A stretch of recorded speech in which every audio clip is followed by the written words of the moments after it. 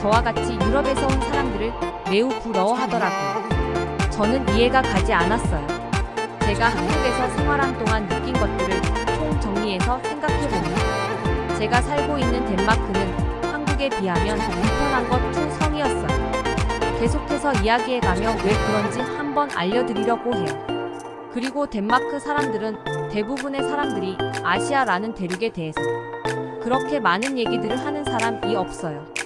아시아라는 나라는 일본과 중국 정도만 이야기할 뿐 다른 나라들은 그저 가난한 곳 정도로만 생각하고 있어요.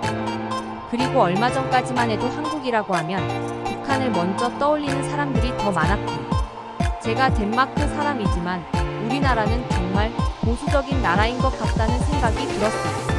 WANA 유럽 안에 갇혀 사는 듯한 느낌으로 들었고요. 우리나라 국민들은 대부분 보수적 성향을 가지고 있고 백인 우월주의에 빠져 있어서 그런지 유럽과 미국 외의 다른 나라들은 인정하지 않는 분위기가 만연하다고요. 저 또한 한국을 와보기 전까지는 그런 생각들로 꽉 차 있었던 것 같긴 해요. 이런 일들이 불과 몇 년 전까지의 덴마크인들 생각이고 지금은 조금 변하긴 했습니다. 왜냐면 한국의 드라마나 케이팝 등이 유럽 전체를 휩쓸었기 때문이죠. 유럽 전체가 한국의 드라마와 음악을 들으니 덴마크 사회에서도 조금씩 한국이라는 나라가 두각을 나타내기 시작했거든요. 덴마크 사회는 다른 나라의 문화가 쉽게 침투하지 못하는 현상이 있어요. 그런데 한국의 드라마나 음악이 덴마크 미디어에서 나오는 걸 보면 한국 문화의 힘은 정말 대단한 것 같아요. 특히 넷플릭스에서 방영한 오징어 게임이라는 콘텐츠는 덴마크에서는 찾아보기 힘든 인기였습니다. 덴마크의 10대, 20대들은 한국의 케이팝을 흥얼거리고 블랙핑크 같은 가수들이 입고 다니는 옷과 가방들을 H 구입하는 게 유행이기도 했죠. 블랙핑크 같은 가수들이 입고 다니는 옷과 가방들을 구입하는 게 유행이기도 했죠. 저에게 한국은 세상은 넓고 뛰어난 사람들이 많다는 것을 가르쳐 준 것 같아요. 제가 앞으로 더 발전할 수 있는 사람으로 생각하게 만들어준 한국에 다시 한번 감사한 마음을 전해주고 싶어서 이 글도 쓰게 되었답니다. 누군가가 저에게 한국에 미쳤다고 해도 이제는 할 말이 없습니다. 그래서 한국이라는 나라에 너무나 감탄했거든요. 그럼 본론으로 돌아와서 한국을 경험한 얘기를 해보도록 하겠습니다. 우리는 장시간의 비행을 마치고 한국 인천공항이라는 곳에서 내리게 되었어요. 인천공항에 내리자마자 느낀 건 코펜하겐 공항은 도대체 뭐지? 우리나라 수도의 공항이 맞았나 싶을 정도로 인천공항은 대규모였어요. 코펜하겐 공항은 시골 마을에 위치해 있고 그렇게 크지 않거든요. 에메로너 인천공항은 대규모인 거는 둘째치고 매우 현대적인 모습이었어요. 뭔가 미래의 도시에 온 느낌이랄까. 저는 계속 당황하며 돌아다녔어요. 입국 절차를 마치고 밖으로 나가니 저희를 기다리는 한국 직원들이 손을 들고 우리를 반갑게 맞아주더라고요. 그런데 한국 직원이 한 분만 나온 겁니다. 알고 보니 우리 인원이 5명으로 한국에 보고가 되었다고 해요. 그래서 가지고 온 차량도 5명 인원만 승차 가능한 차량을 가지고 왔더라고요. 서로들 당황했지만 그 한국분은 최대한 친절하게 안내를 해주시더라고요. 몇 명은 그분이 타고 온 차에 올라탔고 나머지는 그분 이 택시를 잡고